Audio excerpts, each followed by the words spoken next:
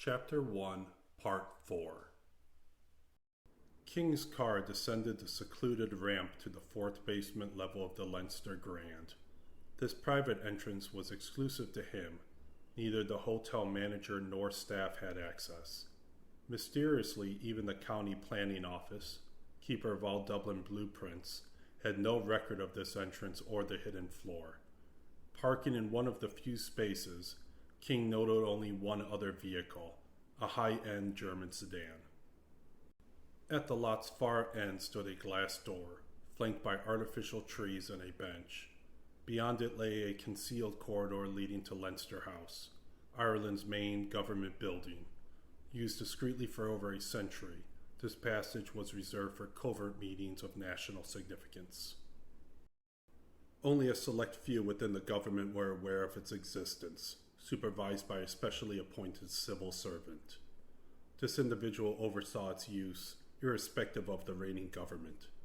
Such was the corridor's secrecy that even mention in it was perilous, possibly even unknown to the Prime Minister. King had always utilized this discreet entrance to Leinster House, valuing his privacy and sparing the government unnecessary gossip that would ensue if he entered publicly. Avoiding the spectacle of signing in like an ordinary visitor was beneficial for both King and the government.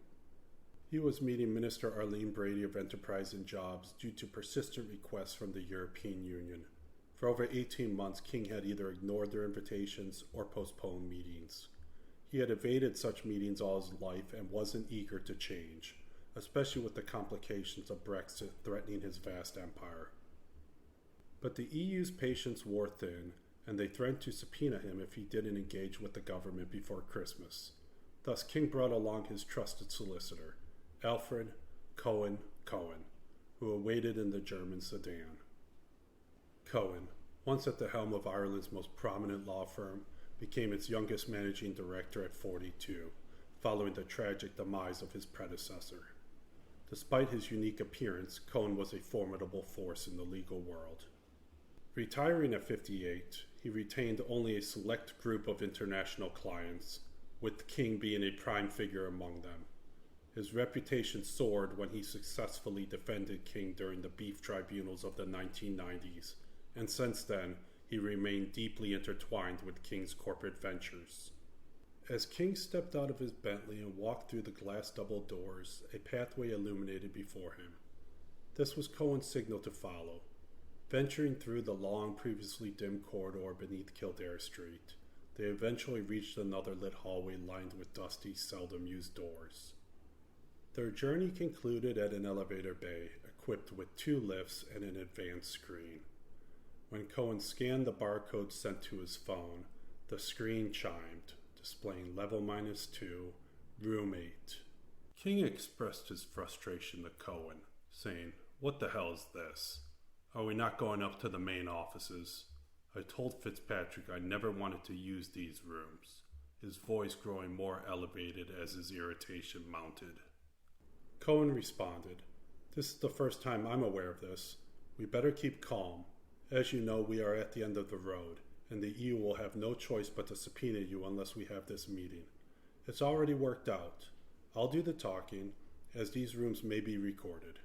"You better. This was not the plan. Get Fitzpatrick down here," King yelled as they stepped into the elevator that had just opened its doors. Upon exiting the elevator, King and Cohen found themselves swiftly ascending to sub-level 2.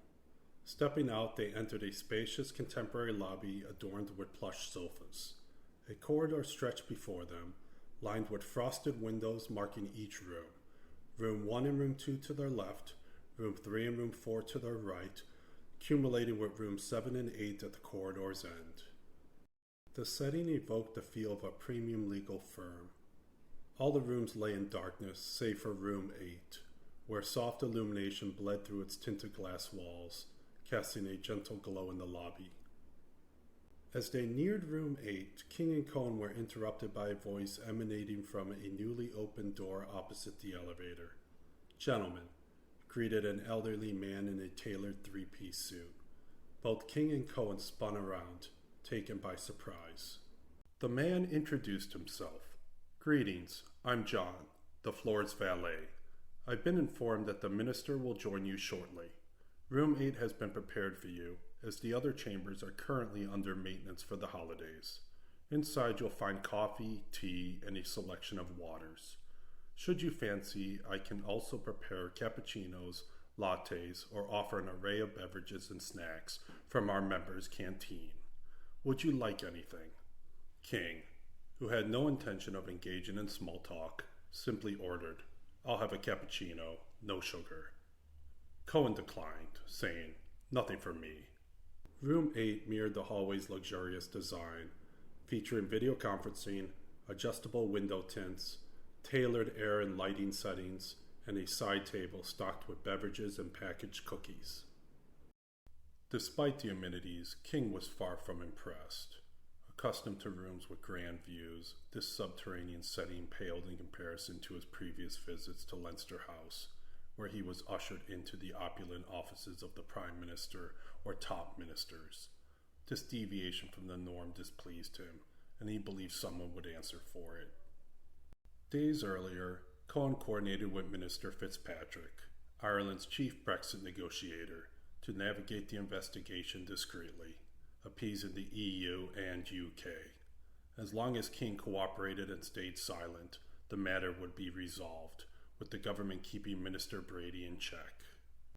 The Prime Minister's stance was clear: remain uninformed and let Minister Fitzpatrick manage, but ensure Brady remains oblivious to the behind-the-scenes maneuvers. Despite her growing popularity, she was deemed easily manageable. "Excuse me," John the valet began as he entered the room.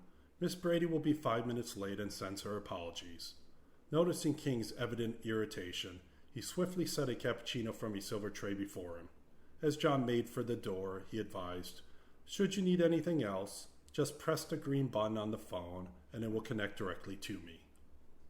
Cohen, noticing King's rising agitation, responded to John, "We have everything we need." "Very good, sir," John replied with a smile and a nod to King and Cohen, before turning around and exiting through the modern tinted glass door, closing it behind him. Minister Brady, a 44-year-old mother of 4, hailed from a prominent political family in Dublin. Her husband was a distinguished doctor, and her lineage included a father who led the Fine Gael party for over a decade. Given her heritage and potential, King had to tread carefully around her. Many believed she was the party's future leader. The Prime Minister, who wasn't aligned with King's circle, possibly remained oblivious to the power dynamics at play. In the confines of the potentially bugged room, Cohen remarked, "She's under pressure from the English. The government is with you. Our plan is in place." He sprinkled in a slight against the English, possibly to make any recording less potent. King, raising his voice, said, "It better work." He was acutely aware of surveillance tactics in Ireland, having used them himself. It was a common practice in settings like this, extending even to hotel lobbies like King's Leinster Grand. King excelled at strategizing and adopting personas to achieve objectives. Throughout his life, he meticulously orchestrated meetings, treating them like chess games. Today, he assumed the demeanor of a genteel farmer, poised, polite, and feigning ignorance about any illicit dealings. He would let Cohen handle the specifics. The two had seamlessly collaborated for over 2 decades, well aware of their roles. To King, Minister Brady was merely an inexperienced player in his intricate game.